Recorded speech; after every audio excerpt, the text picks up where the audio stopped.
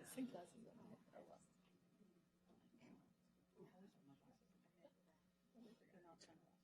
totally forgot they were there. Yes. I'll call to order our city council meeting. Please rise and join me for the Pledge of Allegiance. I pledge allegiance to the flag of the United States of America and to the republic for which it stands, one nation, under God, indivisible, with liberty and justice for all. Sylvia, roll call. Mayor Clark. Here. Council President Harris. Here. Councilor Henderson. Here. Councilor Kuiper. Here. Councilor King. Here. Councilor Robinson. Here. Councilor Brass. Here. Thank you. So our next item is the approval of the agenda. We have a couple of changes on the new business. A, Resolution 2016-031, and B, Resolution 2016-032. The assessment is not necessary because payment has been received, so I move that we remove both of those resolutions from our agenda. Second. All in favor? Aye. Aye. Opposed? Hearing none, motion carries. Thank you, council. Consent agenda. We just need a second motion to approve the agenda Oh, as amended. sorry. Yep. I move we approve the amended agenda. All in favor? Aye. Aye. Opposed? Hearing none, Thanks, motion Josh. carries. Under consent agenda, approval of May 3rd, 2016 City Council meeting minutes. Resolution 2016-025, appointing Sarah Hagan to the Parks and Rec Board. Resolution 2016-026, appointing Adam Best to the Park and Recreation Board. Resolution 2016-027, appointing Mike Bocut to the Park and Recreational Board. Resolution 2016-028, appointing Mike Jackson to the Park and Rec Board. Resolution 2016-029, appointing Nicole Burgess to the Cultural Arts Commission. Resolution 2016-030, authorizing the city manager to sign intergovernmental agreement with Washington County on behalf of Washington County Cooperative Library Services. Do I have a motion? I move consent. Second. All in favor? Aye. Opposed? Hearing none, motion carries. And I have to say, I am thrilled to see all of these new names on our boards and commissions. I welcome you. Thank you for applying, and I will be excited to hear about your experience on our boards and commissions. Under presentations, we have a recognition of Eagle Scout Award, Andrew Jensen. Will you come forward?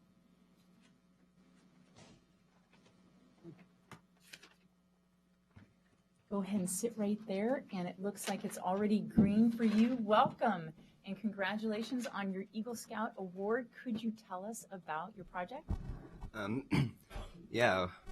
What I did was at the Sherwood Friends Church, which is also the Sherwood Charter School. They had recently cut down a couple of pine trees there, so I took some of the stumps over there and arranged them so that kids could jump between the stumps. Very cool. And so about how many people did you have helping you with your project? I had about around 30 people, some students from the school, parents, some other people from my scout troop who also showed up to help. Fantastic.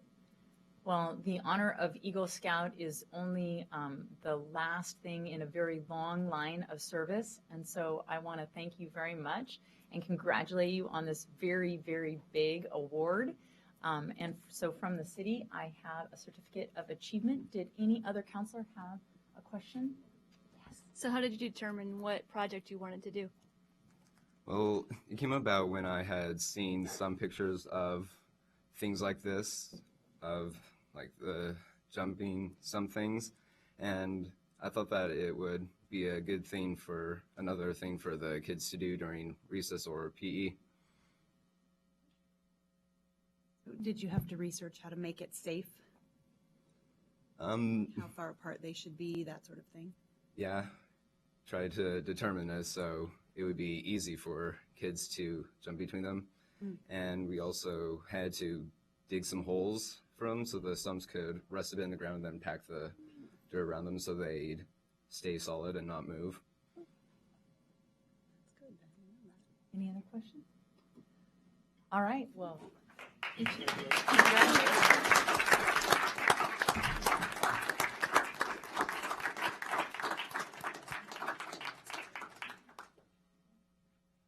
sorry, Merrick.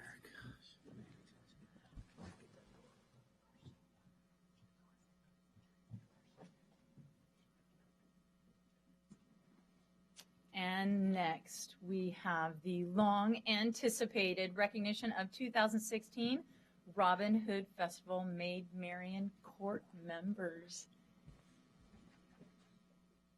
Good evening, Mayor Clark, Sherwood City Council members, those in the audience tonight, and Sherwood citizens watching at home. I'm Christine Mulkey, chaperone for the Sherwood Robin Hood Festival's Maid Marian Court, and I'm very pleased to come before you tonight to present to you the Robin Hood Festival's 2016 Maid Marian Court. Oh, thank you. These fine young women of this court are very proud to have become this year's ambassador for the city of Sherwood and of our community's festival. I would like to begin the court's presentation with our Maid Marian and her senior court. Jessica Mulkey is Sherwood's Robin Hood Festival 2016 Maid Marian and is a 10th grader at Sherwood High School, where she plays piano in jazz band and piano and flute in concert band. She also enjoys being on the SHS tennis team. She loves ballet and was cast as the Snow Queen in SMJ's 2015 performance of The Nutcracker. She's excited to be in this year's SFA musical in the park, My Fair Lady. She also enjoys snow skiing, water skiing, ice skating, and playing piano on her church worship team. Jessica loves God, and her Christian faith is the foundation of everything she does. One of her favorite pastimes is being on Maid Marian Court, as she has been on the court 4 times now. She's very honored to be representing Sherwood as Maid Marian this year. Jessica Mulkey.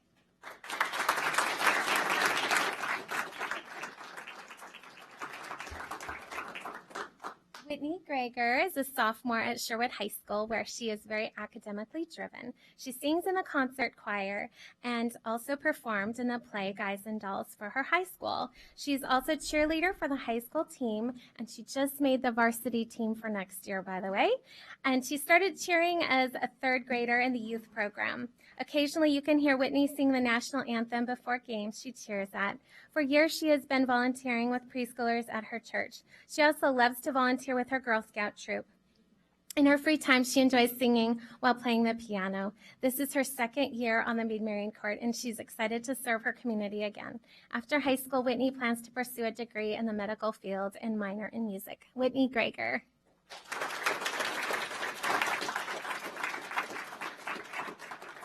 Madeline LaCour is a sophomore at Sherwood High School, where she is actively involved in the marching band and concert band, as well as the Winter Winds program.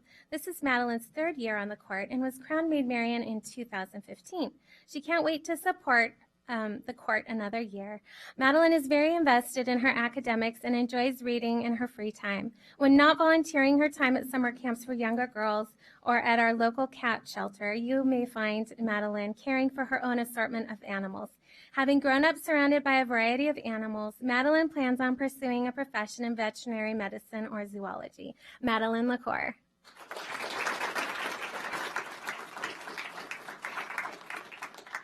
Joanna Mallory is a 10th grader at Sherwood High School and is very excited to be a part of the Maid Marian Court this year. She looks forward to all the new and exciting opportunities it may bring. Her favorite subjects are English, concert choir, and art. Joanna also participates in different musicals and plays through her high school and VPA. She has been a member of the Girl Scouts since she was 5 years old, where she volunteers and is a counselor for summer camps. In Joanna's free time, she enjoys baking and cooking any chance she gets, exploring Portland, camping, playing the piano, reading, drawing, and hanging out with friends and family. In the future, Joanna would love to travel around the world and own a successful bakery. Joanna Mallory.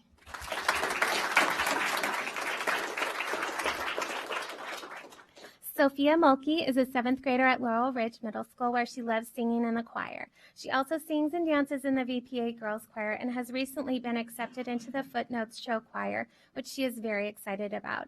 She plays piano and enjoys bringing smiles and joy to people when she plays and sings. Sophia is a wildcat on the ski slope as she flies fearlessly down the slopes and scares her parents to death. She enjoys singing and playing piano for her church youth worship team, ice skating, tennis, dance, cheerleading, and helping out with the toddlers at church as she loves kids. She's looking forward to her first year on the senior Maid Marian court. Sophia Mulkey.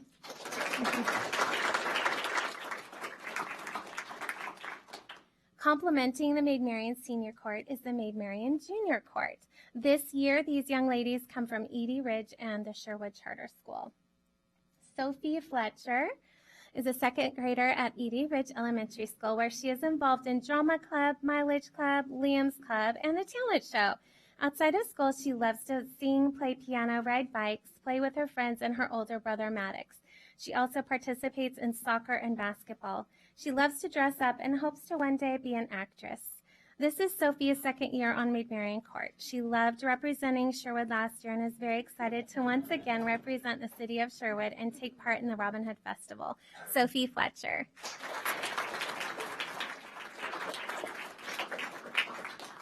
Audrey McKinney is a first grader at Sherwood Charter School.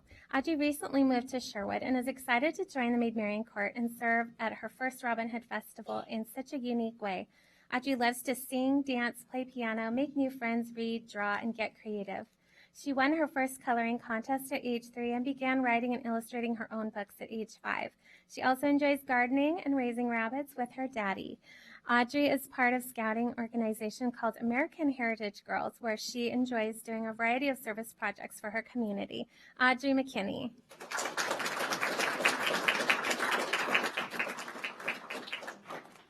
Megan Ramos is a third grader at Sherwood Charter School, where her favorite subjects are music and art. We often hear her singing while doing her chores and playing with her little brother. She's also involved in swimming, track, and mathnasium. She finds joy in bringing a smile to people's faces by singing to the elderly in nursing homes and placing dollar bills at the Dollar Tree to surprise others. Megan is looking for a sunny day to have a lemonade stand to raise money to buy supplies for an organization called Medical Teams International. She is so excited to have the honor of being in the Maid Marian Court this year and serve her community in this way. Megan Ramos. And we're all going to follow you to the Dollar Tree so we can have money to shop. Marina Yoshinaka is a second grader at Edie Ridge Elementary. Her 3 loves are soccer, animals, and drawing. Her dog Shelby and puppy Jessie are very important to her, and currently she's obedience training Jessie. When she grows up, she wants to travel the world, but for now she's camping and traveling with her family. Marina loves spending time with her teacher and friends. She also has fun being a Girl Scout and serving her community. She enjoys sewing for her dolls and wants to begin making dog clothes with her mom. Marina is very excited to be a part of the Maid Marian Court and looking forward to a busy summer with the other girls. Marina Yoshinaka.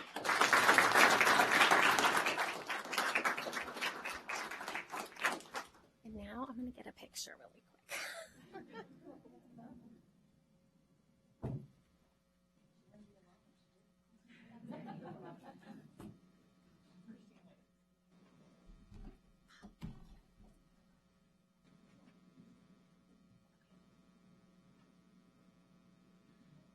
Show me your certificates, girls.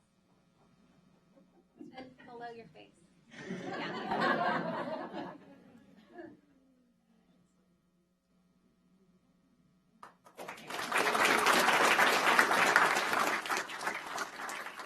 Thank you all. Thank you so much. Well, thank you so much for coming. I'll just take the mic as they're sitting down. But these fine young women, I have to say, we are so thankful. Oh, sorry, as I block the counselors. Sorry. I have to say that this is such a time-honored tradition in Sherwood. And I thank each and every one of you for serving the city of Sherwood in this way, and also for you for serving each and every year to be the wonderful person who escorts them everywhere they go, and they go a lot of places. In fact, they're going to be going to Portland Rose Festival soon to be with the City Float. So I just wanted to thank you for your service to Sherwood as well.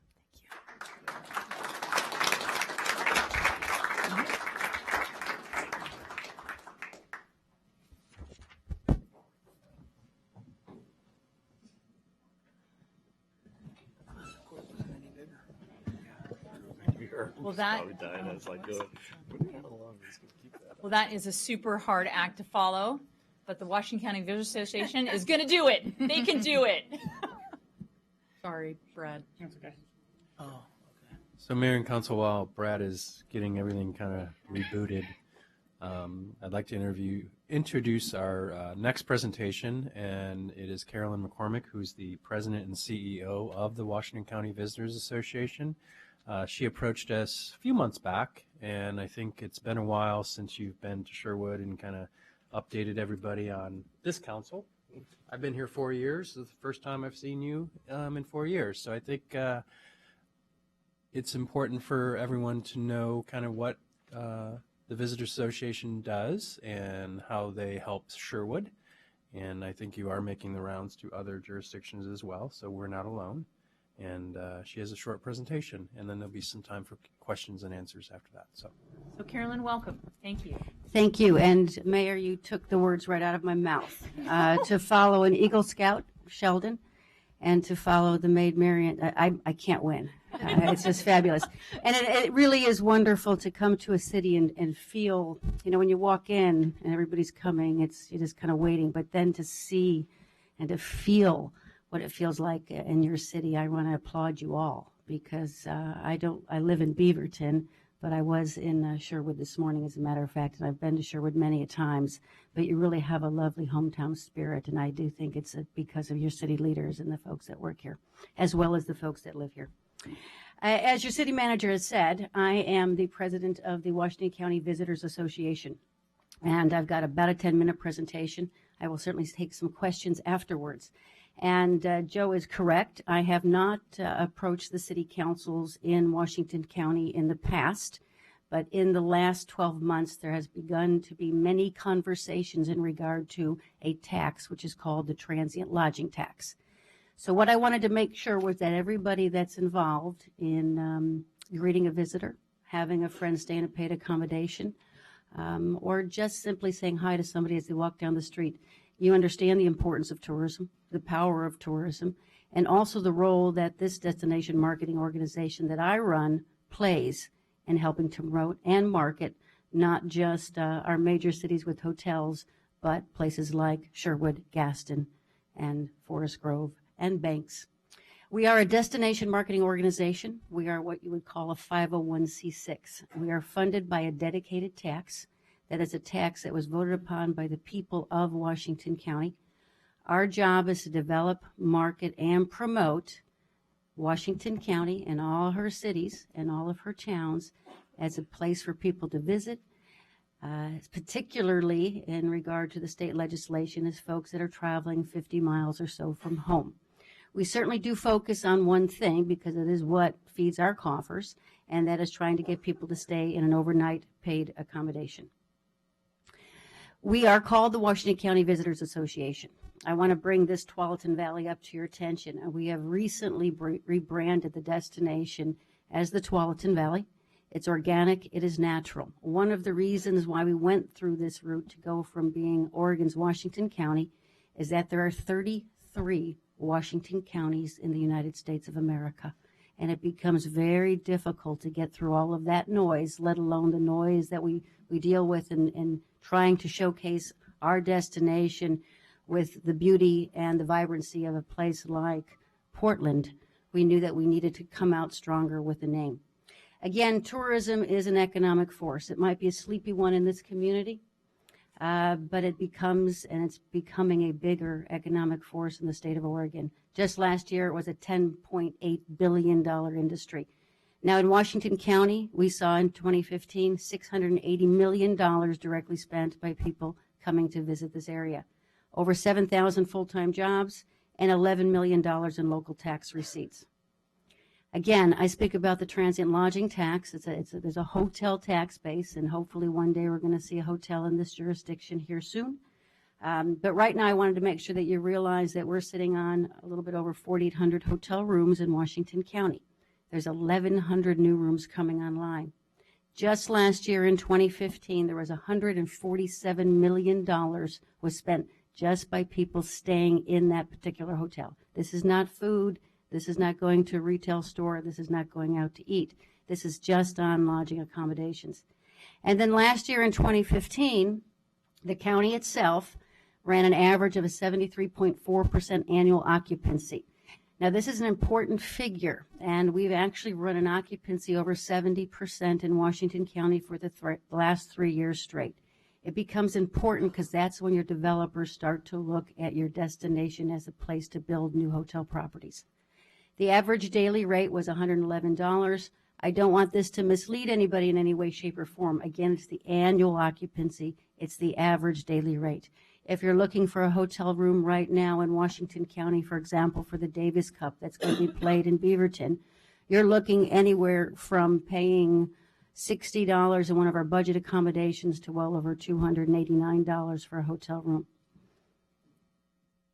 Future hotel growth, just wanted to bring it to your attention pretty quickly here. I won't dwell on it too much. Of course, Hillsborough is getting the lion's share of the new hotel growth.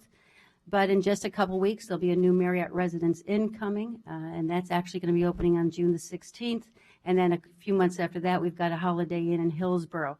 Now, the hotels that are coming soon, they're all named, they're all permitted, they haven't broken ground yet. So hopefully, 18 months from now, we will in fact have all of these hotels come to fruition. But as you know, the economy sometimes plays away and wreaks a little havoc once in a while when we're looking at new development. Also wanted to bring to your attention the transient lodging tax again.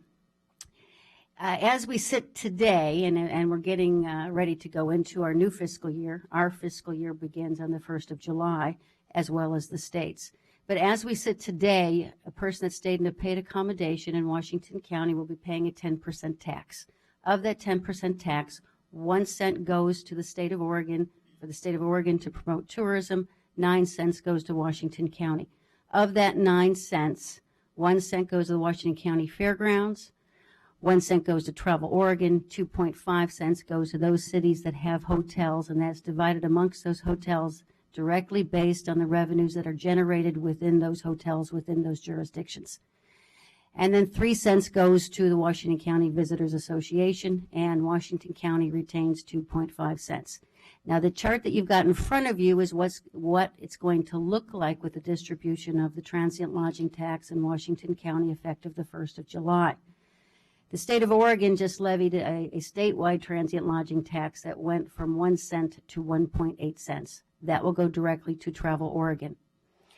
What happened with the Washington County Visitors Association, I'm very excited to say this, we took a rather bold move. And with that bold move, the Washington County Visitors Association has actually given up 2/3 of one of our cents.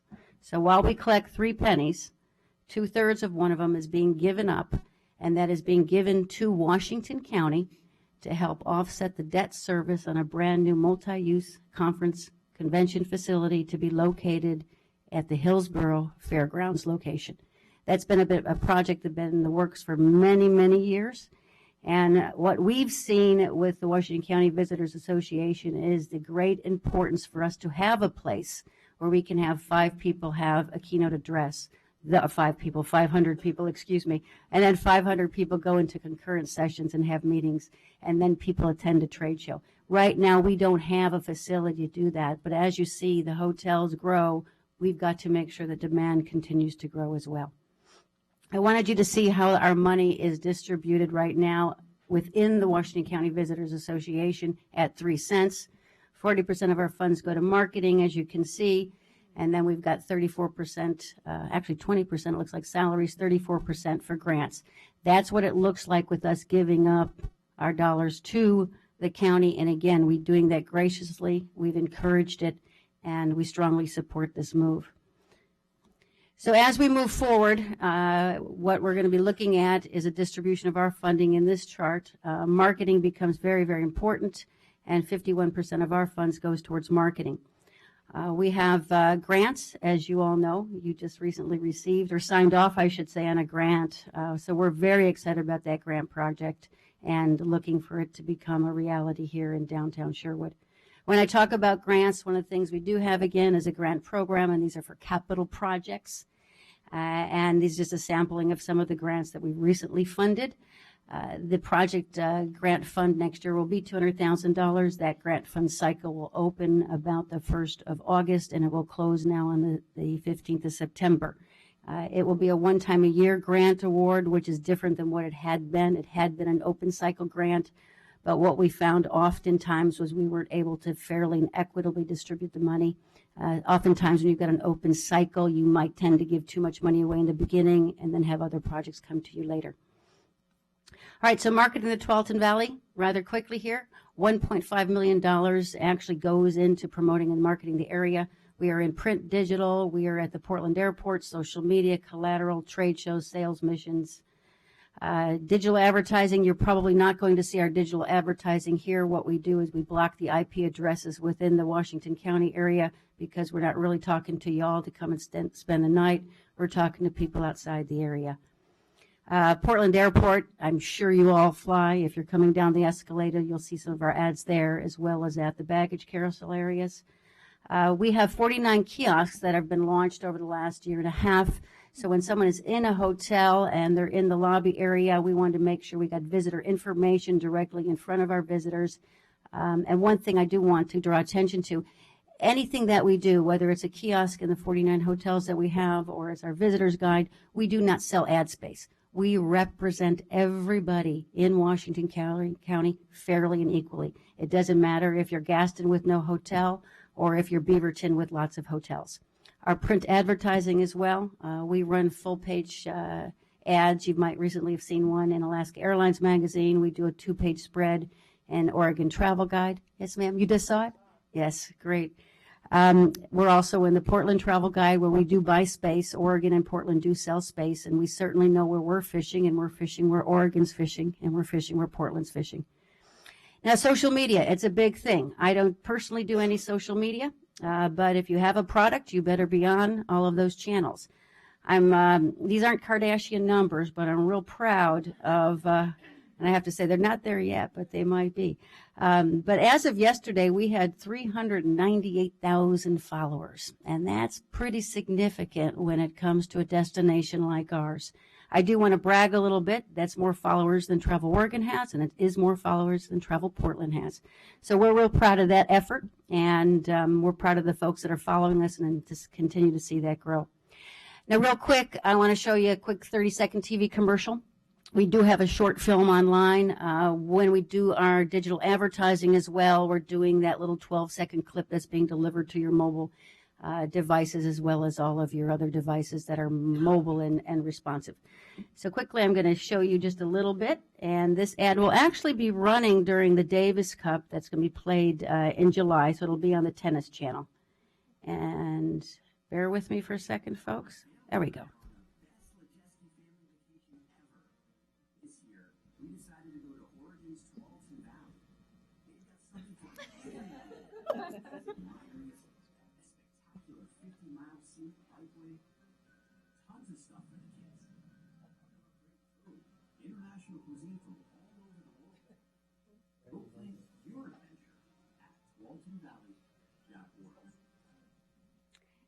Now, the short film that we have is actually 5 minutes and 46 seconds, and it introduced the family from Sheboygan, Wisconsin, to a place called the Tualatin Valley, of all places, yes. Yeah, it's not so bad. Not so bad.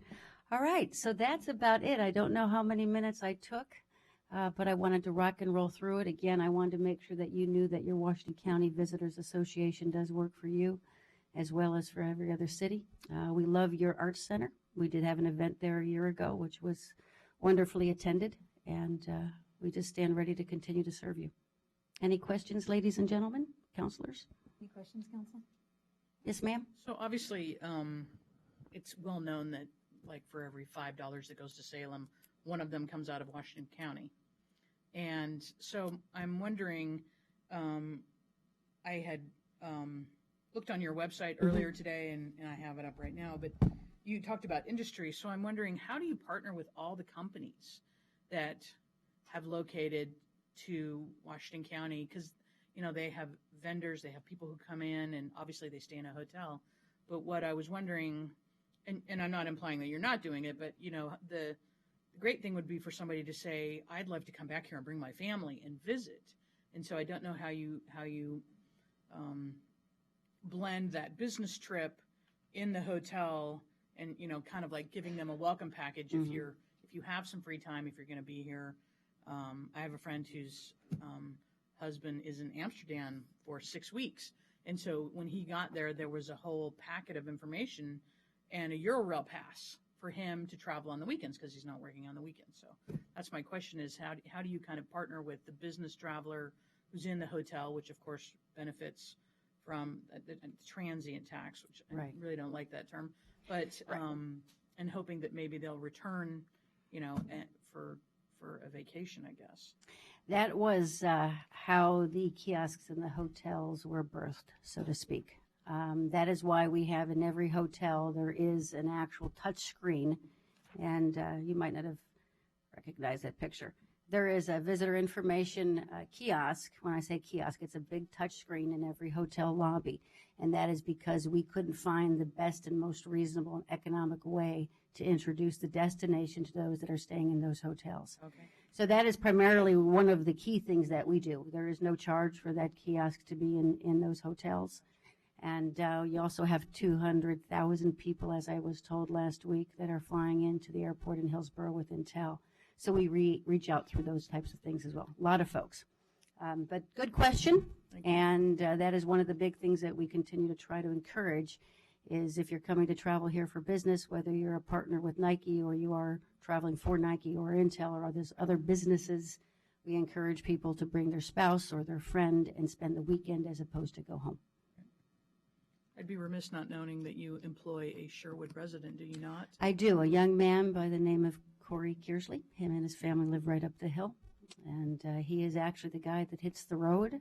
Yep. And next week he will be in New Orleans selling Washington County to the international trade and media Awesome. with the state of Oregon. Yes, he's a great guy and a good family. Yes, he is. Yes, they are. Any other questions, Council? And showing children what phones used to look like. Well, and it's a red phone, and actually that kiosk is in the city of Beaverton on the first floor. Our office is actually on the second floor of the Beaverton City Building, and that's a natural place for information as well because you can go get your passports there. So that red phone actually goes up to our office, and you're right, we're showing folks things that they never saw before. Thank you so much, It's my Carolyn. pleasure, Mayor, and I thank have you. to say that the Washington County Visitors Association is a wonderful asset for all of Washington County. And you only lightly mentioned it, but one of the very big things that you do is you add inclusivity in funding for tourism to those cities and municipalities that do not have hotels. That funds that we would not receive otherwise if it were not for your organization and for your support of our commitment to tourism with or without hotels. So thank you very much for that. Well, you've got 2 great events coming up, so don't forget that. Just because there's not a hotel here doesn't mean your cruise in and your Sherwood Festival is a big deal here. So again, we appreciate it. If you ever need anything, you know where to go, or just go up the hill and look for Corey. Thank you.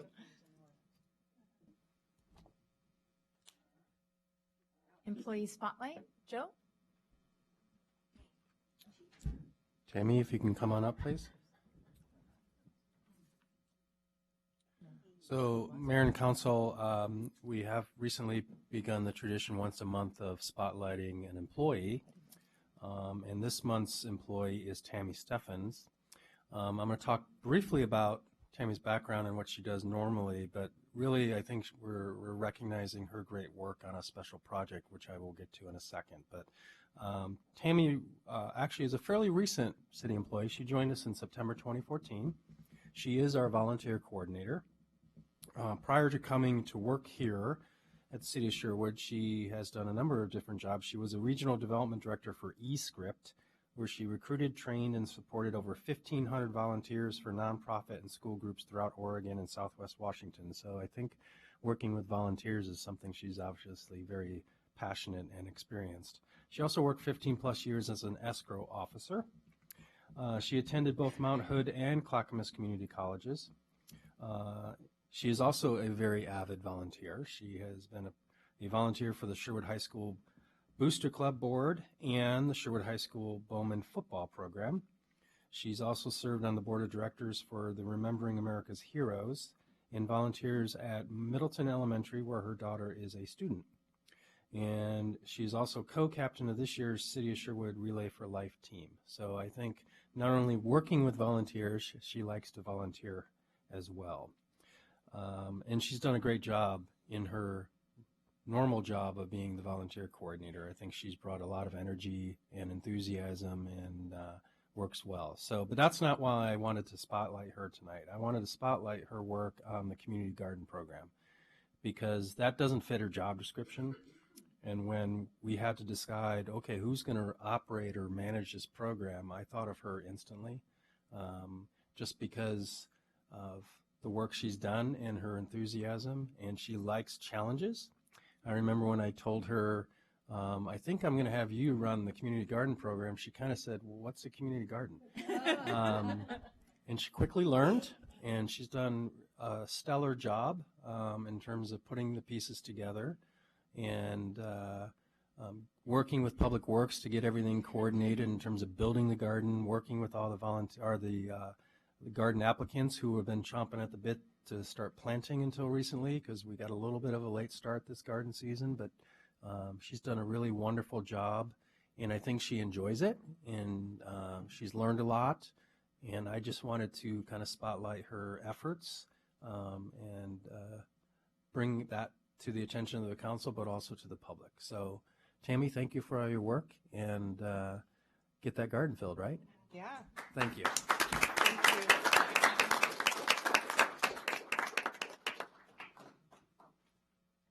Thank you, Joe. Citizen comments? Do we have citizen comment forms? Oh, just go ahead and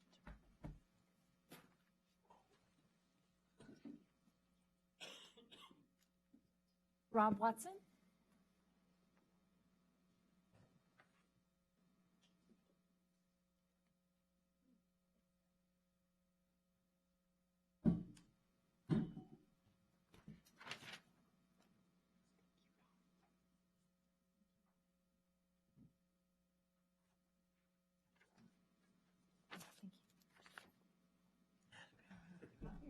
Chief, you started a new tradition. Hi, my name's Rob Watson, Sherwood resident and a board member of Just Compassion of East Washington County. I am Darla Samuelson, and I'm a Tigard resident, and I'm the board chair of Just Compassion of East Washington County, and we are here to communicate to you some exciting resources that are available for you and your citizens, for those that are living outside in Sherwood or in Tigard or in Beaverton or East Washington County. I want to tell you the story of how Just Compassion formed, because it didn't just happen because we decided we wanted to do something. A group of people didn't get together and sit down and say, oh, we should do something and this is what we should do. What happened was individual people from individual organizations noticed a handful of people. For example, one day when I was running down Main Street, noticed a bunch of people standing by, Labor Ready that was there. And we just said, hey, if there's one thing that we can do for you, what would that one thing be? And they said, we need showers and laundry so we can be clean to get a job at Labor Ready. And so from that point in time, that was in 2007, once a month, we meet at a laundromat, a privately owned laundromat. People come at 1 o'clock, bring their laundry. We put quarters in the laundromat. We serve them sandwiches, and they leave with clean laundry. We shuttle them to a nearby church for showers. That was happening in 2007. It was the year of a lot of snow. The same time, other churches were going around, and they were seeing people standing outside in the snow, and they started severe weather shelters. So as we were doing this stuff, and once a month or when the weather was cold, we realized we needed resources. We didn't know how to handle this population. We didn't know how to communicate. We didn't know what to say yes to, what to say no to. We were afraid that we might get sucked in. And so we met on a monthly basis since 2007, and we resourced each other. What are you learning? What are you learning? What do you know? I know this. This is what's happening here. Let's go to this meeting. Let's be trained in this. As a result of that, we formed a coalition. And that's what Just Compassion Coalition is about right now. It's about resourcing each other who are serving in these different services. For example, St. Francis, St. Anthony's, Resonate, or Symposium in Sherwood and Tigard, Love Inc. in Tigard, Tigard United Methodist, Calvin Press, a bunch of different people, Unity Laundromat, are a part of this coalition. So as we met once a month and we resourced each other, we realized what we'd really like to do is have a day center, because we can service the homeless population when they're cold during the severe weather. We can service them once a month with showers and laundry. What we would really like to do is have a place for them to go during the day. That's what we really like. And so this January, we started a day shelter. That's a once-a-week day shelter that's held at Tigard Foursquare. It runs from 10 to 2. So now we have this coalition of people serving from different organizations, meeting once a month. We have the day center, and we have showers and laundry day. And that's Just Compassion. And this coalition of people just love to do maybe one thing, maybe two things for this population. And we love to learn about how to serve them even more.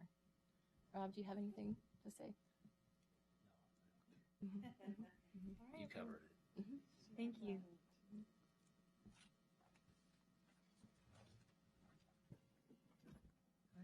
I have a quick question, but I do have a question. So, sorry. So this card, is this something that you give out to the homeless? Yes, that that they, is. so they can see where their times are? And this one as well? Yes. That's very good. Okay. Turn over.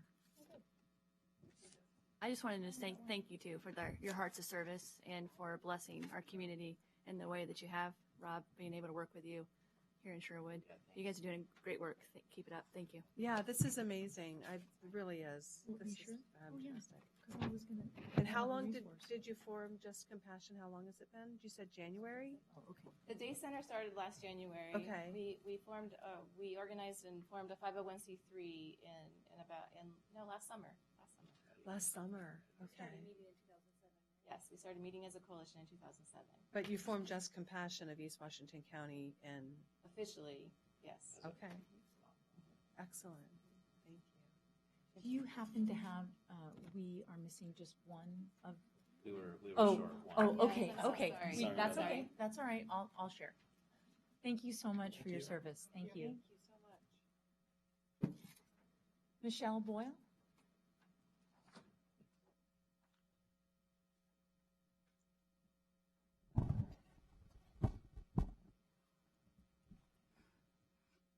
Thank you, everybody, for your time. If you're a baby boomer and your kids have grown and moved out and you want to downsize to a home with less expense and upkeep, what are your options here in Sherwood? If you have aging parents whom you want to live near you but not with you, they have limited income but they're not quite ready for assisted living, what are your options here in Sherwood? If you or someone you know has recently graduated from college, got a new job, has student loans to pay, and want to live a simple car-free life while still having the ability to stay engaged with the community, what are your options here in Sherwood? My name is Michelle Boyle, and I've been a Sherwood resident here for 9 years.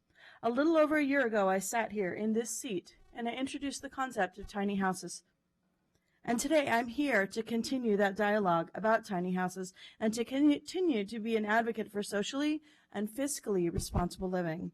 As many of you know, and as many of you have seen, I've built a 204 square foot tiny home on a trailer in the driveway of my rental home. Now that I'm done, I want to consider moving into my tiny house and occupying it as a full-time resident. So I'm here today. I'm here to ask permission. I'm asking that Sherwood pave the way for me and many, many others like me who occupy our houses as full-time residents. I am here asking that Sherwood actively embrace the tiny house movement in all of its forms. I am here asking that Sherwood follow in the environmentally responsible footsteps of many other municipalities and formally acknowledge that tiny houses are not RVs. And please formally acknowledge that they are indeed a viable and welcome addition to this community. If we want to be a vibrant, diverse, progressive, socially, and environmentally responsible town, shouldn't we consider zoning rules that encourage the lifestyles that focus on these goals? So, how do we do this? As an active member of the tiny house community, I constantly hear the cry of the tiny house masses. This movement is stifled not by money, but by zoning. But progress is being made. In small cities and counties just like ours throughout the country, exciting things are starting to happen. Using the examples of what other cities are doing to embrace tiny houses, here are 3 ideas for how Sherwood can actively and immediately join them. Please adopt the new Fresno, California zoning code, which allows tiny houses to be legally occupied full-time in the backyards of existing houses. This one's easy. The code's already written. All you have to do is insert city name here. Number 2, lease unused city land to private parties and allow variances to use them as tiny house occupancy lots like they do in Washington, D.C. Or number 3, plan and build pocket neighborhoods like those in Langley, Washington. They're amazing and beautiful and would be a really, really great addition to this amazing and beautiful community that we continue to build. Asheville, North Carolina, Rockledge, Florida, Spur, Texas, Fresno, California, and Pima County, Arizona have all made changes to their zoning codes to allow tiny houses. And shouldn't we? I'm here to restart the dialogue about tiny houses. What can I do? Who do I talk to or meet with to make this happen? In a recent Oregonian article, a city council member was quoted as saying, "Tiny houses are an idea whose time has come." And I'm here to say I couldn't agree more. In my opinion, Sherwood has another amazing opportunity to set themselves apart once again from our sprawling neighbors and consider more thoughtful and sustainable options. Empty nesters, baby boomers, recent college grads, small families with their eyes on sustainability are all eyeing the financial advantages of responsible living. These are not poor residents. They instead, like myself, look forward to spending less on housing and more so we can give back and spend more of our time and money dining out, wine tasting, going to theater, gardening, enjoying the new dog park, and contributing to nonprofit and art-focused organizations. If you're in charge of recruiting residents for Sherwood, aren't these the exact kind of people that you want to attract? Thank you. Steve Holfany, I think it's Holfany? Nope. Okay. Whole House. Come on up. Sorry. Holt House. Okay. Your Honor, Counsel, I have 2 items. Do you want me to do one after the other? You get 4 minutes. You can break it up however you like. Okay, 4 minutes each? Total. Total, all right. The first one is there is very crowded parking on Villa Road. I'm beginning to feel like the old curmudgeon after all these lofty presentations. But it's something very mundane, a couple of things very mundane. Student parking on Villa Road south of the stadium area is very crowded. They park on both sides of the road. Fire trucks cannot get through. UPS trucks cannot get through. Pride Disposal cannot get through. I emailed, I think, the council, the police, the school, and Officer Chris Aisla knocked on our door and said his hands are tied by the city council. So I would like to know if, I know your budget is set for this coming year, but my wife told me today that she almost got hit by another car as she was trying to turn the corner. So I consider it kind of a dangerous situation. So has the council discussed it or is aware of it or what? So this is public comment time, so this is your opportunity to address the council. We don't answer questions back and forth. Okay. So All right. you can pose the question and then, Okay, well, the question I have is, will the council consider limiting parking next fall and further in the future on Villa Road south of the stadium, as they have done on Woodhaven and Saunders Road up by the other part of the school, by permit signs and permit tags and whatever. Okay.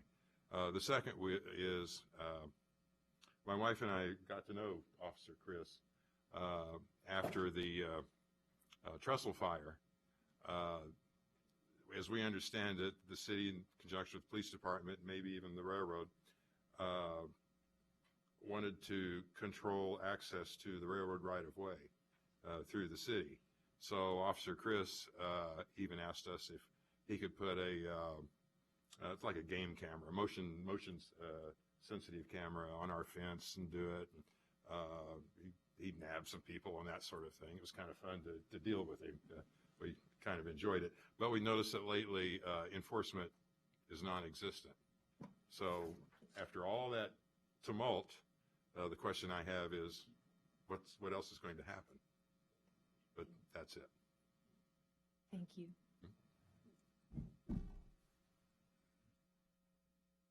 Valerie Koifman?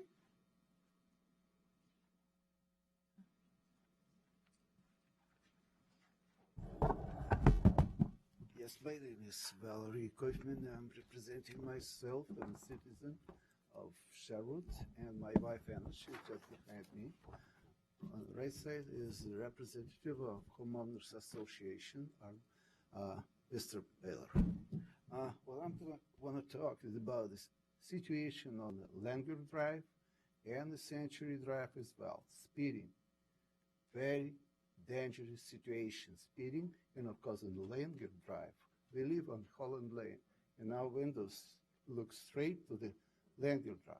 Very noisy, which we call excessive noise pollution.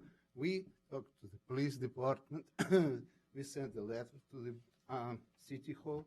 I can provide a copy. On the Langer Drive, it's a straight part of that part. It's very straight. People make a turn and just drive straight. Accelerating, speeding, making ugly noise. I'm sorry, I don't have another word for that. Has to be stopped. There are 3 pedestrian crossings. No one of them has a stop sign. Just to note, pedestrian crossing. Many guys, we watched it. I can see that from the window. They just drive straight. The people standing, waiting for the cars speeding, pass by. On the Century Drive, same situation. When you come from the Holland Lane, Southwest Holland Lane, to the Langer Park, there is a 1 pedestrian crossing only, also having just a 1 sign, pedestrian crossing. Many cars speeding. There are 2 stops on the other side of that park. Some of them, I'm not saying all of them, no, some of them don't even stop on the stop sign. They just drive. When we come to that intersection on the left side, I made a small map I can provide you later so you can see that.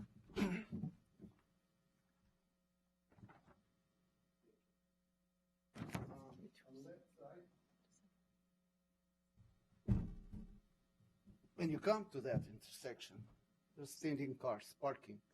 No drivers can see us, not we can see the drivers. Many cases when we come and we don't see the car, we start crossing and the driver speeding, just going around us and keep speeding and going away without stopping. That's what happens. Another thing is, I reported to the police personally. We met the police department, the authorities. They promised to do something. They really did. They started with the installation of the speed monitor. And they convinced that, yes, there is a speeding on the Langer Drive, excessive speeding. Well, that something needs to be done. We proposed, I can provide you a letter, what can be done, but of course it's not up to us. The only thing we want that to be stopped. We choose the Sherwood as the city for living after we retire, just because it still holds the 6th place in the quality of life, in the rating of quality of life, in nationwide rating. Well, everything is fine. We like the people, we like the neighbors, we like neighborhood. But that noise, excessive noise and speeding, dangerous, very dangerous, and really just ruin our life. What else can I say? Yeah, that's actually, I'm sorry. And if I were just to echo from the Homeowners Association, we fully support our neighbor, and if we could do something about the speeding on Langer Farms, perhaps put speed bumps in, I'd be happy to talk with any of you about some of the ideas that we have. But, Like a drive. right. Thank you. Thank you. I will provide you the letter. Go ahead. To our city recorder. There you go. Anna Koifman? You, I already talked. okay, So okay, so thank she's you. gonna pass. Okay, thank you. Any other, do you have any other public comments? Okay, all right.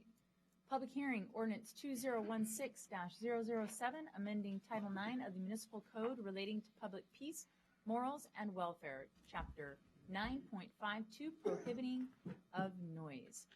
Josh Soper? Thank you. And Mayor and Josh, excuse me if I can, we need to read the public hearing statement as well. Yes, thank you. The Sherwood City Council will hold a public hearing on 2 items this evening. Ordinance 2016-007, amending Title IX of the Municipal Code related to public peace, morals, and welfare, Chapter 9.52, prohibiting of noise. This is the second reading on this ordinance. And Ordinance 2016-010, amending Section 16.162.040 to allow public and private parking lots on a residentially zoned lot within the Old Town overlay. This is the first reading for that item. Thank The you, purpose Sonia. of the hearing is to provide the public with an opportunity to submit testimony on the above said items. The order of business the council will follow in conducting this hearing is to hear a staff report, receive any correspondence, receive public testimony, and additional staff comments. Questions from the council will follow. The hearing will then be closed and or continued, and no further testimony will be received. Discussion by the council will follow. If you wish to speak, please fill out the testimony form and submit it to the city recorder. The mayor will recognize those persons wishing to speak, and any questions should be addressed through the mayor. When you come to the microphone, please state your name and address for the record, as this hearing will be recorded. Please limit your testimony to 4 minutes. Thank you, Sylvia. Thank you. Thank you, Sylvia. Thank you, Mayor. So as you'll recall, this is the second hearing on the second round of updates to the city's noise ordinance. We previously did a noise ordinance fix for some urgent issues, and then we came back, had a work session to discuss a more comprehensive update, and then we did a first hearing back on May 3rd for these particular updates. The quick highlights are that we changed the definition of day hours, previously 7 a.m. to 10 p.m. on weekdays and 8 a.m. to 7 p.m. on weekends. Now 7 a.m. to 9 p.m. on weekdays and 8 a.m. to 9 p.m. on weekends. We added a number of specific violations and exemptions from the League of Oregon Cities Model Noise Ordinance, and a number of, a particular exception for holiday-related noises based on provisions commonly found in some of our neighboring cities' jurisdictions, ordinances.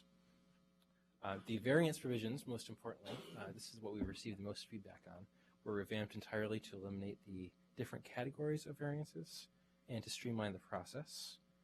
Under the proposed noise ordinance, all initial variance decisions would be made by the city manager based on specific criteria with an opportunity for appeal to the city council.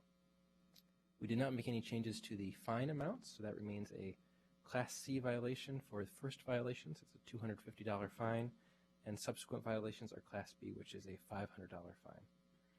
I've attached in your packets there a track changes version of the document to show the edits from the existing noise ordinance, as well as a clean version so you can read that more easily. And as noted, this is the second reading of this ordinance, so if it's approved by council at the conclusion of this hearing, it will take effect in 30 days. One other item, I have to thank Sylvia for this, her keen attention to detail. I have a small handful of Scrivener's errors, specifically relating to the bulleting and numbering feature of Microsoft Word, as it were. Good job, Sylvia. Yes, thank you. Yep. And actually what happened is she identified an issue previously. I fixed it. When I fixed it, it caused another issue also. So, Microsoft Word. So on page 99 of your packet, under section 9.52.090, variance application, all those bullet points are numbered with letters A through G. They should instead be numbers 1 through 7 to be consistent with our code formatting. And on the following page, page 100, section 9.52.100, subsection 3, the bullets underneath that should in fact be letters, but they should start with A. They should be A through F instead of H through M. Are there any other questions? I'd be happy to answer those. Council questions? Councilor Henderson? So, I'm sorry. So if somebody's been issued a noise ordinance for an event that's in July, and we've now amended the code, what happens? You've been issued a variance for an event in July? I believe so, yeah. Okay. So based on the previous code. So the only change is to the process for getting that variance. So it's not going to change the validity of a variance that they already have. It would just mean that anybody who is applying for a variance moving forward would go through the new process. Okay. Council, any other questions? I'll open up the public hearing. Sylvia, do we have any? Okay, I will close the public hearing and return it to council. Council, do you have any additional questions for our staff or a motion? I just want to thank you for your work.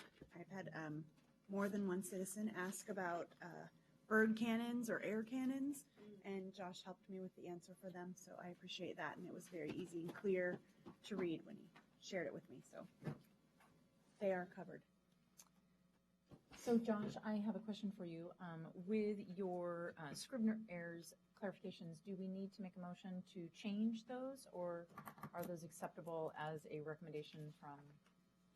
My recommendation would be to have a motion to approve the ordinance with the fix of the Scrivener's errors as addressed during the hearing. All right, thank you for that clarification. Council? Do I have a motion? I move that we read, caption, and adopt with the Scribner error changes ordinance number 2016-0077, amending Title IX of the Municipal Code relating to public peace, morals, and welfare, Chapter 9.52, prohibiting of noise. Second. Sylvia? Ordinance 2016-007, amending Title IX of the Municipal Code relating to public peace, morals, and welfare, Chapter 9.52, prohibiting of noise. Councilor Browse? Aye. Councilor Robinson? Aye. Councilor Kuiper? Aye. Councilor King? Aye. Councilor Henderson? Aye. Council President Harris? Aye. Mayor Clark? Aye. Thank you. Thank you, Sylvia. Thank you, Josh.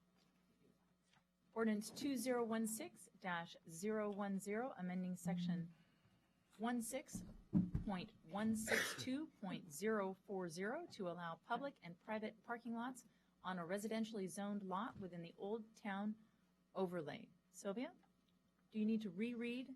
No, Mayor. Okay, then we will go to staff. Brad Kilby. Thank you, Ms. Mayor and Council. If you just have just a second, please.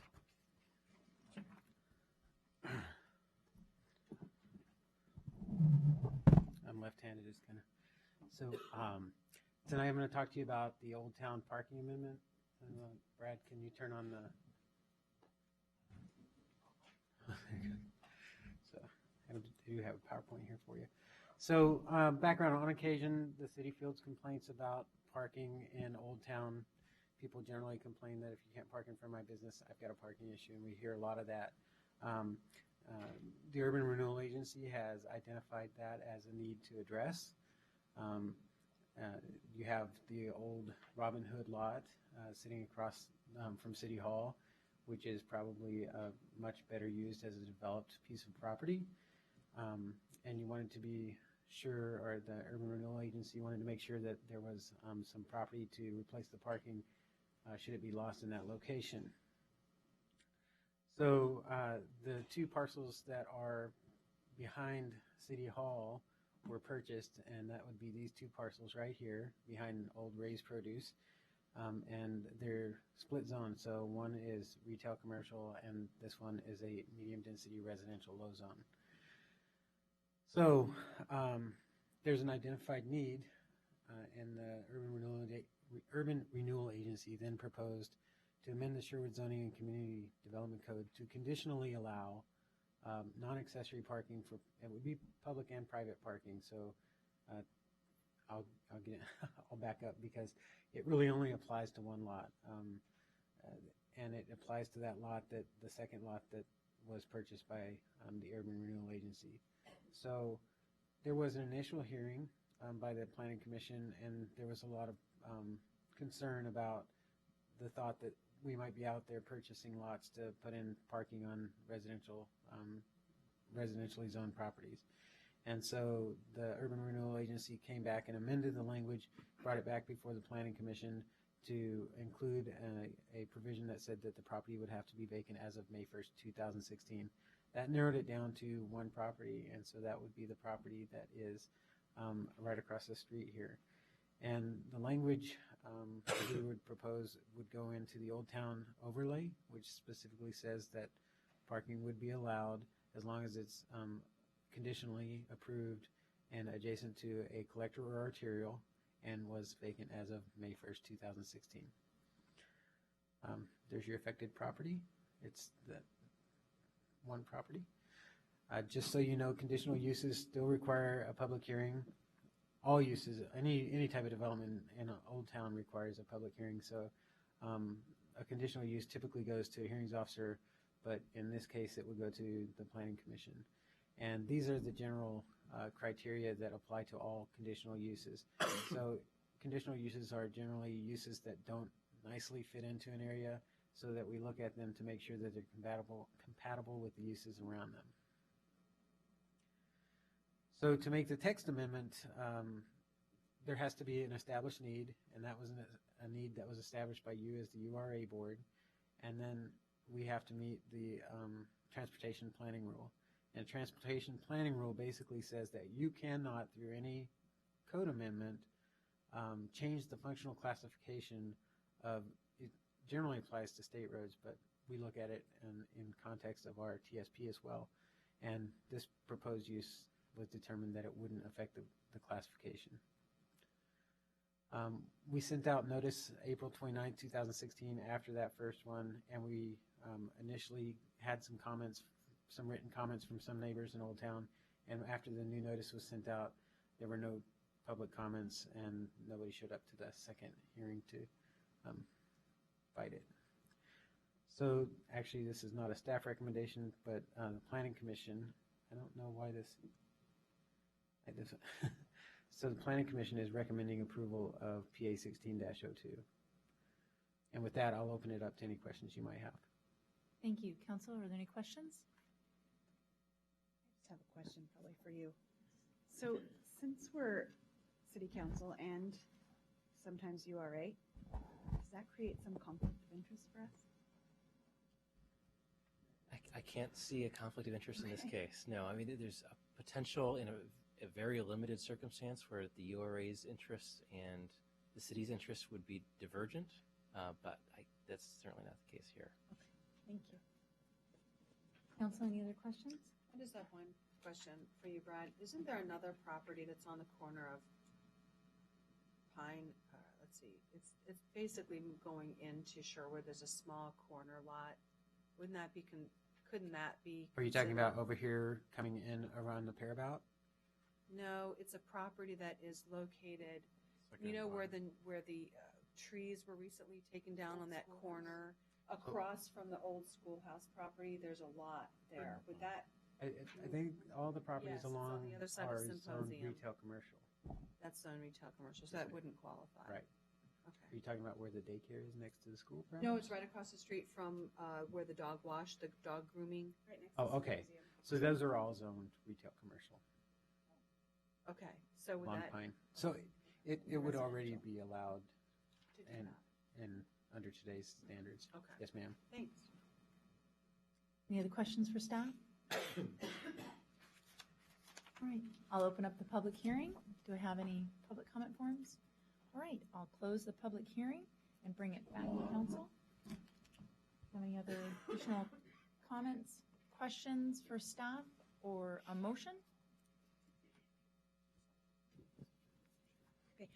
I move that we read, caption, and adopt ordinance 2016-010, amending section 16.162.040 to allow public and private parking lots on a residentially zoned lot within the Old Town overlay. Excuse me, Council President Harris, this is the first reading on this ordinance? Yeah, so your other script? So I actually have a question for Tom Pesmere. Since this has gone through the public process and it has been a recommendation from our planning commission, is there a necessity for a second reading, or could we declare this so that the city could move forward? Yeah, with well, this I plan? think that's more of a question for Josh, but there would have to be an emergency clause associated with that as well, and there isn't. So I think it would be tough to create an emergency clause Okay. probably for this particular issue, so it would probably require a second reading. Okay, so you don't see this as an emergency. You see this as a. Okay. We'd like to get it done, but Okay. not. I think it Okay, would be. I think that's appropriate. All right, so. So it has to be an emergency and unanimous, not one or the other.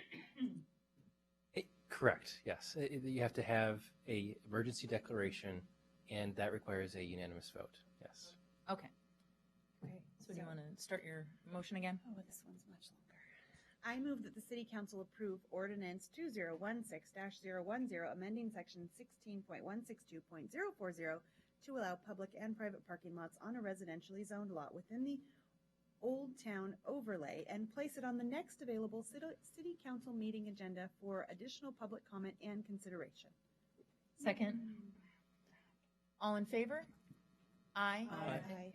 Opposed? Hearing none, motion carries, and it will be placed on the next available council meeting. Thank you, council. City manager report. Just quickly, Brad was whispering in my ear, it's probably going to be on July 19th. Oh, okay. All right. So Because your next meeting is very busy with budget-related. okay, so I it need will to start be that would be the next available because it is too full for that one. So it will be So July 19th. July 19th. If anyone wants to make a public comment, July 19th is when this will reappear on our council meeting. Okay. Thank you. I have one item of note, Mayor and Council.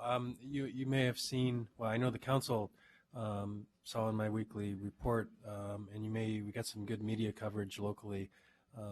We, as many jurisdictions across the Northwest, are participating in Cascadia Rising 16, which is an emergency exercise. It's a 2-day exercise. We started today, and we will continue tomorrow over at the Emergency Operations Center, which is in our police department. Basically, we're practicing for something that I hope none of us really ever see in our lifetimes, and that was a 9.0 subduction zone earthquake that we simulated this morning hitting the Oregon coast. And we're essentially practicing what would we do as a city in terms of responding to such an earthquake. So staff has various roles in terms of operating the EOC. This is all put together. Captain Mark Daniel is our emergency management coordinator. He worked with jurisdictions throughout Washington County and the region to put this together. It was a good lesson today. We learned a lot of different things. One of the most important things is we have a generator at the police station that we test on a routine basis, but when we test it, we usually only test it for about 10 minutes. And what we've heard from other jurisdictions is that that's not good enough. They will turn their generator on in an emergency operations center and it shuts down after an hour or an hour and a half. So we ran it all day today, actually, and it ran very well. So it's just those little details that if this ever happens, we want to be as prepared as possible, and we will continue tomorrow. Tomorrow from 10 till noon is a open house for city staff, but I know some of the councilors may be available to come visit. You're encouraged to come by if you've never been in the EOC to see how we are set up and how it operates, and want to talk to me or some staff in terms of what your role would be in an emergency like that. It's a great opportunity. So I want to applaud my staff for spending the full day today. They have plenty of other things to be focused on, but I think we learned a lot today, and we'll continue tomorrow. So And the Ray Pitts from the Gazette was there today taking lots of pictures, and he wrote a nice article online. And I think it's important for folks at home to be prepared as well. So if you don't have a 72-hour kit, it's time to get a 72-hour kit and do those basic kind of things to make sure your family is prepared. So like I said, hopefully it'll never happen, but it might. So that's what we've been spending today and tomorrow with. So I just wanted to highlight that. So Mayor, I have a question. Yes. Are the results or successes or recommendations or anything like that going to be posted on the website after you're completed tomorrow? I don't know if we're going to post anything on the website. I mean, there will be some internal kind of, lessons learned that we can share with council. And, this is, Chief Growth can probably talk a little bit more. This was pretty much a much more extensive exercise than what we've done in the past. And staff knew that we were doing something today, but they didn't know when the earthquake was going to hit or exactly what was going to happen. Because if it does happen, it's probably not going to happen at 9 o'clock on a weekday morning. It's probably going to be, 2 a.m. on a weekend or something like that. So if there is anything that is important to share to the public, we would certainly do that, Counselor, to answer your question. Do we have a page on our website, or maybe it's on the police website that, because I went to the emergency preparedness seminar too that you guys did, and there was a list for like the 72-hour. Is that available on our website that people can go put together their packet? Is it on yours or ours? Yeah, if you just Google emergency management through Sherwood, it should show up. But I think it's its own page, so it's not a separate page from the police department page, if that makes sense. Yeah, You can get to it from probably any page just by using the search feature. But and I will double check, but it's my understanding that the resources from that seminar are posted on on the EM page. And then there's including a video, I think. There's a number of other links to other sites. We're part of a coalition, the Washington County Emergency Management Co-op.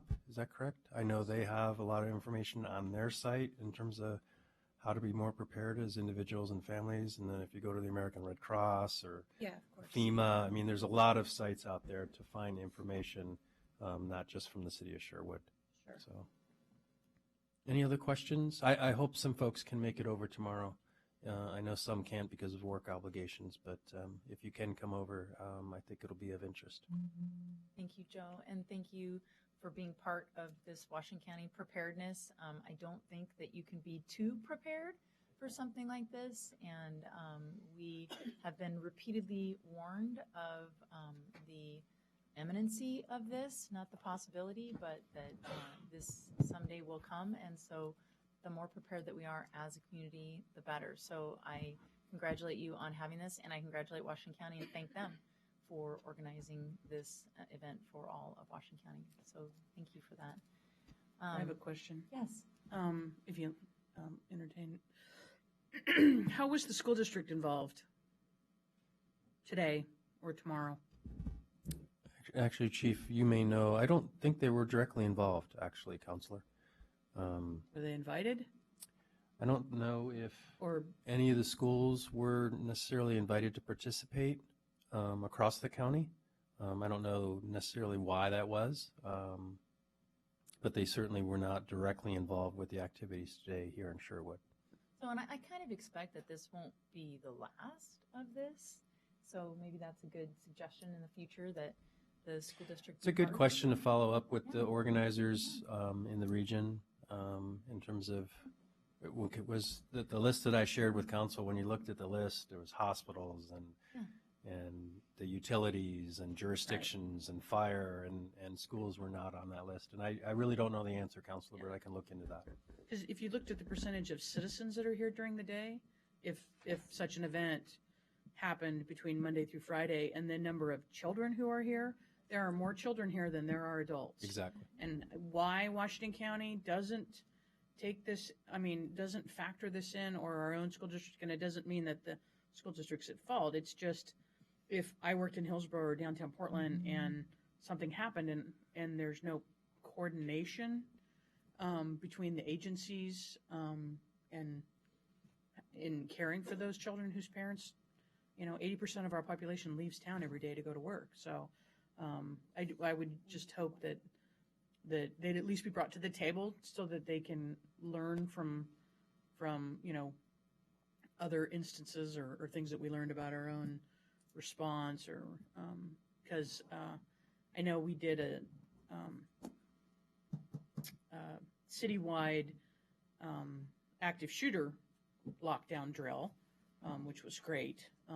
But I just think it's a huge missing component for our community, maybe not so for other communities, but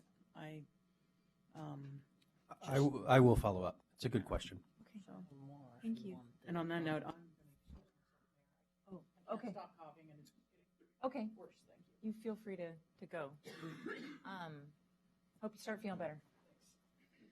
So I wanted to talk a little bit. I have been speaking with Joe about this for a while, and Ray jumped this on me and reported on it already, but I have been talking about it openly, so it's not a secret. But I wanted to bring before council that we have a little street that has been created into a very small little lane that no one's address is on, and it's right behind the Art Center, and it's Columbia Drive. And I have felt since our creation of the Art Center, the building of the Art Center, that it would be a lovely tribute to one of our longtime amazing residents, Audge Gribble, to rename that street, either Audge Gribble Lane or just rename it after her, to thank her for her many, many, many years of service to Sherwood community. I had Joe pull a little proclamation that was, there was an Audge Gribble Day that was declared September 8th, 2000, and it talked a little bit about some of Audge Gribble's contributions to our community, which are many, that some of you might not know about. She was one of the founders of our Helping Hands program, which is now so successful that we actually give food back to the Oregon Food Bank. We are one of the suppliers of food to the Oregon Food Bank because our Helping Hands program is so amazing. She is a member of the Chamber of Commerce for many years. She volunteered for Cruisin' for many years. She has been a volunteer for the Sherwood Robin Hood Festival every July for many years. She was a member of the Robin Hood Theater Committee, a member of the Friends of the Library, a member of Old Town Revitalization Group, member of the Friends of Old Town, and a recognized local historian. I remember when many, many, many years ago, I moved to the city of Sherwood. Audge had her own article in the Gazette, and one of the wonderful things about Audge's article is she didn't pull any punches. She wrote what she felt, and she wrote what she heard on the streets of Sherwood, and she was very respectful about it. And she didn't side with one particular group or another. She really represented all of Sherwood, and she has been an icon in Sherwood. I believe that Ray wrote she has lived here for over 60 years, and I would like to move to initiate a street name change per Chapter 12.06 of the Sherwood Municipal Code for the portion of the existing Southwest Columbia Street adjacent to the Sherwood Center for the Arts to Southwest Audge Gribble Lane. A second. All in favor? Aye. Opposed? Hearing none, motion carries. Thank you. Councilor Kuiper had a comment. I didn't mean to cut you off. No, I'm sorry. I thought you leaned forward, so I wasn't trying to cut you off in any way. How's that? Go Audge. Go Audge.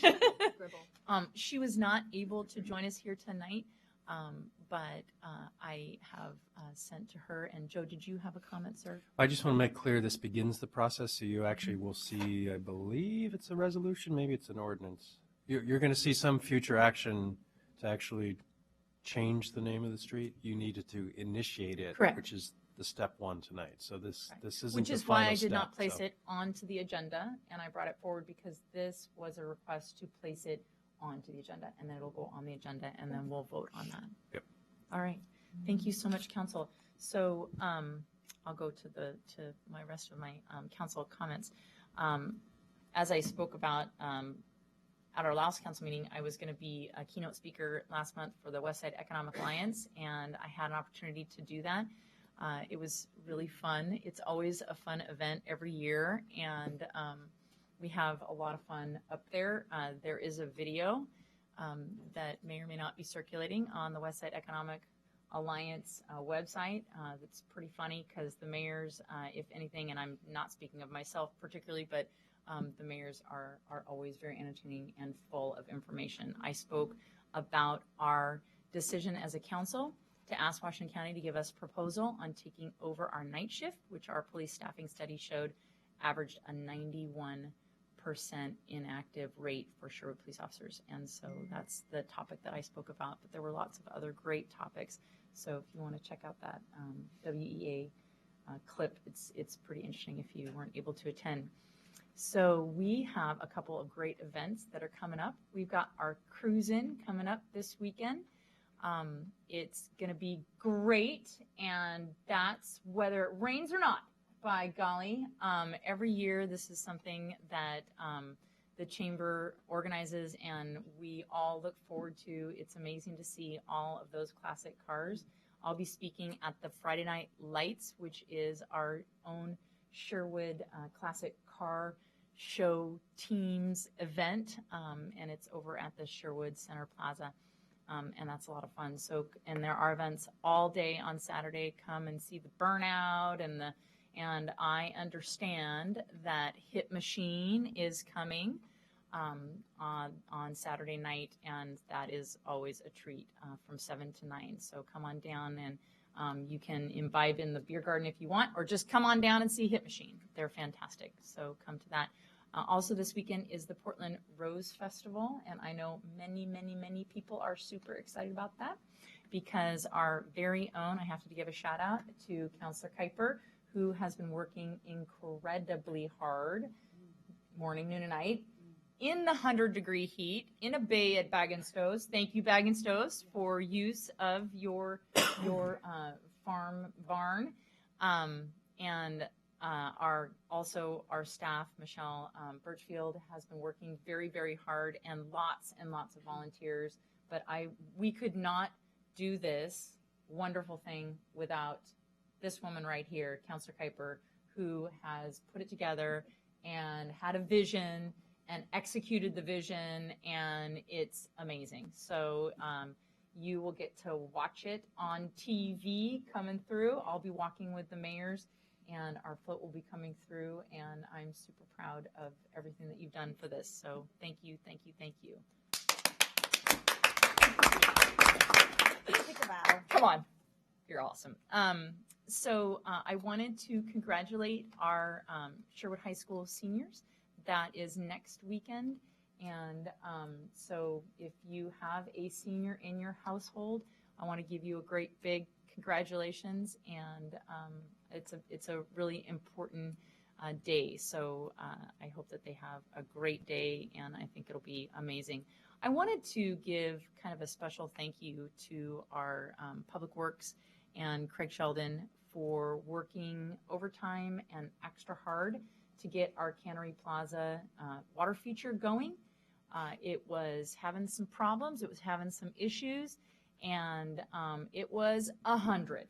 And so instead of saying, no, we're just gonna, shut it off and, tough noogies, he got out there and he got a temporary fix on that before we could fix it permanently. And the children and the adults alike were able to cool down, particularly those who maybe do not have the amenity of air conditioning, and got to really enjoy that amazing city feature. So thank you, thank you, thank you to staff. We had a great Altered Arts Festival, and at the festival, a lot of our artists were there. It was a great time, and I even did a little post because one of the wonderful things about the Altered Arts Festival, even when it was 100 degrees, it was in the shade. So you gotta love the Moorbeck House, and and our beautiful Veterans Park because it is in the shade. And so there were lots of people out for that. So thank you, thank you, thank you. I attended my R1 Act 1 meeting this month. It was actually at Cascade Locks. And so I wanted to just bring that back. The reason that I am telling you about that, because I always go to my R1 Act 1, but that's my transportation board that I serve on, and it's a statewide board. But I wanted to talk about it because we were at Cascade Locks. It was amazing. If you haven't thought of going into the historic Columbia River Highway, it's amazing. I picked up these brochures, but they have all of these items. They have things going on all summer long with your family. You can go out. It is not that far. It's not much of a drive. All of this can be found on www.historichighway.org. I highly recommend you go get their Season of Celebration calendar. I know today the governor and many other former governors came to Multnomah Falls to dedicate, I believe it was 100 year, was it? 100? Yes, the highway is celebrating 100 years. So what an amazing, amazing thing that we have right here in Oregon and not too far from Sherwood. So I just wanted to give them a shout out and go to their website. Historichighway.org is on the Historic Highway. And I just really, I'll let you guys look at this because I just thought that was amazing. And it was gorgeousness there. So I wanted to just give a brief, and I'm going to let Council President take over from this, but Council President Harris took over for me because I was unable to attend our opening of our new TriMet line. She did an amazing job. May or may not have had a little, we won't talk about. And so this is the new bus line. If you would like to get a copy, I believe we've got them in our library and or upstairs on our desk. Come out and see this great new line. This is a good amenity for Sherwood. It brings us into Tualatin instead of over to Beaverton, which opens up some additional opportunities on the TriMet for our citizens to travel all over Portland. So I will let Jennifer Harris talk about the opening, but she did an amazing job. And I wanted to highlight Music on the Green is coming. It's coming. It is Wednesdays, 6:30 to 8:30 in Stella Olson Park, and it starts July 6th to August 17th. Come out. We have a great lineup of amazing bands, and it's always a lot of fun. So come out for that. And I will go to Council President, and you can talk more about your event. If you'd like. You can talk about whatever you'd like. I'm not directing. I did step in for the mayor for the Bus 97 event. There is a YouTube video out there that you're welcome to go and watch. Just Harris, Sherwood City Council, say it several times fast, you'll get there. It was a really super fun event, actually. I haven't ridden a bus in many years, so it was fun to get on the bus and ride it, and it was a full bus. I think there was some even standing people that didn't have seats. It was so full on the way down. So that was really fun. I did not make it to the very first real public ride at 6:30 in the morning, but I was very curious if we had anyone on it, but there's just no way I was gonna make it. Kind of a night person. But it was great, and I think it'll be a huge asset to our community, our citizens, our business community, and potential business community that's coming to Sherwood. So it's really exciting to have that line up and running. Let's see. So Movies in the Park starts in August. There was a survey out to choose the movies that would be shown. Inside Out, Field of Dreams, Zootopia, and the new Star Wars movie won. So those are the options you'll get this summer. Kind of a little something for everyone, something for the little, something for the medium, something for the bigs, something for everybody. Missoula Children's Theater is starting June 20th. The first 2 weeks, the summer with Aladdin, and then August is Peter and Wendy. Some of those positions are full for the different age groups, but there are wait lists, and I'm told depending on the length of the wait list, you have a pretty good chance of getting in because everybody's summer plans change and things come up. Summer camps are open for registration, and there will be at least one camp at the Center for the Arts every week this summer, which is really exciting. So one summer camp. I went to look for summer camps for my kids recently, and ours are perfectly priced and seem right on par with what I was finding throughout the region. So I think that's a great addition to our center. For the library, Larger Than Life Games is coming June 17th at 10 a.m. This actually sounds super fun. It's tabletop games in giant format, like tic-tac-toe, Connect Four in giant format. So it's recommended for children 3 and up, but it would be a super fun way to hang out with your kids and play life-size games. Stop motion animation for teens is coming June 22nd. That's a pretty awesome thing to be able to do with teens at no charge. It's June 22nd at 4 o'clock, so if your kids are into that stop motion animation, it's a great opportunity for them to come learn how to do that. The first Tuesday of our Tuesdays at 2 o'clock programs is coming up. I'm not going to say this right. Hitzalapokachitali. It's not right. Danza Azteca. It's authentic Aztec traditions, including live music, dancing, and regalia, which I'm sorry, I had to look up regalia. I did not know what that means, but it's the clothing worn and ornaments carried at formal occasions. So you can come and see what traditional Aztec music, clothing, dancing, what it's like. It's June 28th at 2 o'clock at Cannery Square. And again, this is the start of the Tuesdays at 2 o'clock series that is very, very well attended in Sherwood. Very popular. It was so hot last year. I remember they moved it over to the Center for the Arts. So hopefully we won't have that problem again. But it is a really fun program that I know many, many people look forward to that event. And I have to figure out how to say that. And then the last thing I want to mention is the summer reading kickoff program for the library. Everyone gets a book this year from 0 to 120. And 207 adults are already registered, which is awesome. And then 367 children are already registered. That's up by 43 from last year at this time. And 50% of those are elementary kids, K through 3. I'll just put it out there. Archer Glen is winning. So if you are Middleton, Hopkins, or Edie, you better get your kids on the roll, get them signed up for the summer reading program. And again, everyone gets a book, which is fun. I picked my book up at the Altered Arts Festival when I signed up, and it was great. And that kicks off June 16th at 11:30 here at the library. There'll be some sweet treats for all the kids and adults who come. And that's really all I have. Awesome. Councilor Robinson? I don't have a whole lot. We have a planning commission meeting next Tuesday for a zone amendment. And then we also have a council meeting immediately prior to that for a work session. And then I just wanted to say that I may be missing the next 2 meetings as I'm going out for a medical procedure on the 16th. So I hope to attend by phone, and we'll hope to participate as much as I can. Thank you. Councilor King?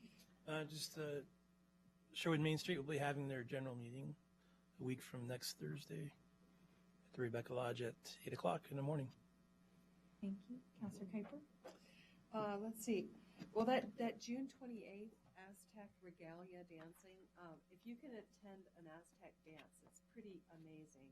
I actually happened to be in Washington, D.C. about 2 years ago when there was the big immigration push and people, there were just thousands and thousands of people on the Washington Mall. And there was a group of dancers from South America and Mexico, and there was a group of Aztecan dancers with all their regalia. And it was absolutely phenomenal. So if you get a chance, I mean, I might skip out on work for that. That's good. That's some good stuff. You heard earlier on the consent agenda that we have 4 new members of our Parks and Recreation Board. We had some incredibly well-qualified candidates that I was able to interview with Kristen Schweitzer and our outgoing president, or co-chair, I should say, Dave Shireman. And that's actually, those 4 folks are, he's one reason of 4 reasons why we have for folks coming on board. But I'm really excited to have them be participating on the Parks and Recreation Board. They're really great candidates. I think they'll do a really great job. And on that note, I just wanted to give a shout out to Dave Shireman. He isn't here today, but we gave him a wonderful send-off the other night. I think maybe, was it last night? They're all blurring together. Oh, okay.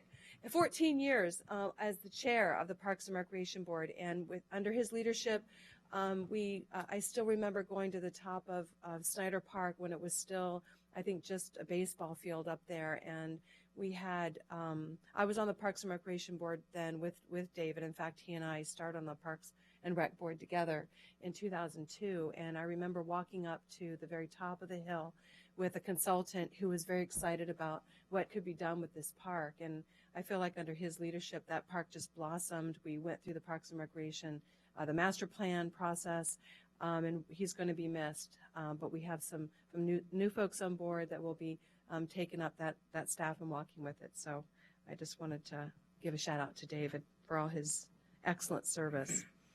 Also, what have I been doing other than work and work?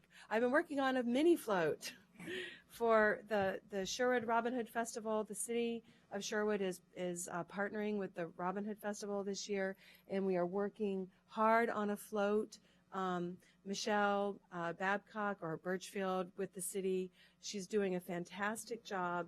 She and I worked together last year on the Sherwood Center for the Arts mini float, courtesy of Mayor Clark. Thank you. And now we've gotten pulled in, and we can't seem to get away. More fun. But it's been a real community effort. And for those of you who are listening and still want to participate, we have 3 more days to go. This float is coming together. It is done to the nines. We learned a lot of lessons last year. Michelle is just such an incredible partner. She's become a good friend. We really work well together, and having our ideas with the artist Steve Overton and Marty Richmond with the Puppet Museum. They've built puppets. They've had their own design that they've put down on 2 dimensions and then left it to us to figure out how to get a 2-dimensional design on a 3-dimensional float. And it was slow going for about 3 weeks as we spent hours and hours and hours paper macheing wine barrels that were donated to us for a short time by Rex Hill Vineyards. And there were so many other community members that have donated their time. Allison Bertolato with It's All Arranged is going to do some absolutely fantastic floral arrangements that'll look like water coming out of the float. I don't even ask. I just say, here's the bucket, here's this, just go and come back. And she always does. She comes back with these incredible confections that we're going to put on the float. So we still have a lot of people out there. It's at Bag and Stows Farms, and we'll be there tomorrow night. Ray Pitts with the Gazette will be there, 5:30 on, probably till 10:30, who knows. And then we'll take this float down to the Rose Festival Parade on Friday night, and we'll be able to do some final touches on it. It'll be in the parade, and then we'll bring it back, and we'll have it out again at the Robin Hood Festival. So we're really excited this year. It's just going to be phenomenal. We're really happy about it. And if you can glue, you can come Yeah. and help. You don't have to have any special skill. And Mayor Clark is a testament to that. She is. I am. I really am. I had to touch up. I had to do her. Really not artistic. Really not. That's okay. It was good. It was a good thing. It's all good. One other item I wanted to mention with the earthquake preparedness. Being a geologist, I know where not to build my house and where I don't want to live. And of course, I end up in Oregon, which has a history of about every 350 to 650 years of a megathrust earthquake. And we know that now by looking at the coast, and we can see what has happened with buried marshes. You can actually drill down and you can see layers and layers and layers of how this has occurred over the years. But one of the things I wanted to mention is I, for many years when I got to Sherwood, I participated, for at least a couple years with the Community Emergency Response Team, which we don't have that anymore. We have something a little bit different. But I did a lot of my own research on preparedness, and I'm a big preparedness fan. And there's a book that I wanted everybody listening to, if you get a hold of it and read a copy, it's really important because it's not just preparing your family for 3 days, 72 hours. it's really, realistically, you need to prepare for 2 weeks. 3 days is not going to cut it. 2 weeks is much better. Remember your pets. Remember your pets and remember to have their supplies as well. There's a book called The Unthinkable, and it's by Amanda Ripley. And Amanda Ripley is a woman who writes for the Baltimore Sun, I believe, and she did a study in human psychology about what it takes for someone in a disaster to go from a period of what's the word? Panic, thank you, to decision making. And what she found is that the shorter amount of time that you can go from panic to actually make a decision is that time that could be the difference between saving yourself and your family and a complete catastrophe. So that book, more than anything else, really helped me prepare mentally, because preparing for an earthquake, preparing for major fires, when it is a true catastrophe, which is different than an emergency, that's when you call and no one comes. That's a catastrophe. And so you want to, and I'm not trying to scare people, I'm just saying it's much more reasonable to be mentally prepared in that way. So if you pick up this book, it's an excellent read. You'll read it really quickly. It's wonderful. And then I know I'm talking a lot. The only other thing I have to say is this is what Mayor Clark said about this trail, this bike trail on the Columbia River Highway. If you have kids with smaller children or elementary kids and you have bikes, we rode this in our family. We rode through it, and you go through tunnels that are up above the cliffs, and it's just wonderful. Any child can do it. It's relatively flat, and if you are going to go downhill, it's just very slightly. It's a wonderful, wonderful way to spend a summer day on the weekend with your family. So I highly recommend taking your bikes out on this trail. That's it. Thank you. Councilor Browns? So piggybacking on what you were talking about with emergency preparedness, water is one of the most important things. 1 gallon of water per individual in your household per day. So if you don't conserve or stock up on one thing, make sure it's water. Councilor Henderson asked me to share about My Fair Lady. So it's going to be happening in late June, and tickets are on sale online and also at Sweet Story here in Sherwood. Going back to the new Line 97, Councilor Harris, you did a great job speaking that day, and it was a lot of fun. And not only did we get to ride the bus, the new bus, we also got to spend some time at the new restaurant, Old Spaghetti's Factory, with some of their yummies. So it was a nice time had by all. Last Wednesday, there was an event here in Sherwood. So the Sherwood Center of the Arts was able to host Vision Action Network, which is a conglomerate or a convener of nonprofits and other organizations serving communities. So that was nice to have. I think it was 120-ish people that were there that day. So that was nice. Last Wednesday also participated in the Water Consortium, and we had a nice presentation on lead. So online there is Lead Hazard Reduction Program, a lot of really good information about educating basically the community about the hazards of lead. And with that all in the news now, it was really a nice time to have that education. Let's see. Tomorrow is the school board meeting, and it will be open to the public. It will be held at Laurelwood Ridge Middle School, actually in the Media Arts Center. So it's going to be a much bigger space, and we'll be talking about the bond. Last month's meeting was about demographics of Sherwood, which was pretty fascinating. I think that's online. And let's see, last but not, Cruise in Sherwood, Mayor already talked about it, but we are still looking for volunteers. And if you're interested, you can contact Councilor Henderson or Lana Cole or Lana Painter at the chamber. And last but not least, this past spring was able to participate in the League of Oregon City Transportation Committee as well as the Community Development Committee. So there's some really interesting ideas or concepts that are being presented at the state this coming fall. So that's all I have. Thank you. So thank you, council, and we are adjourned.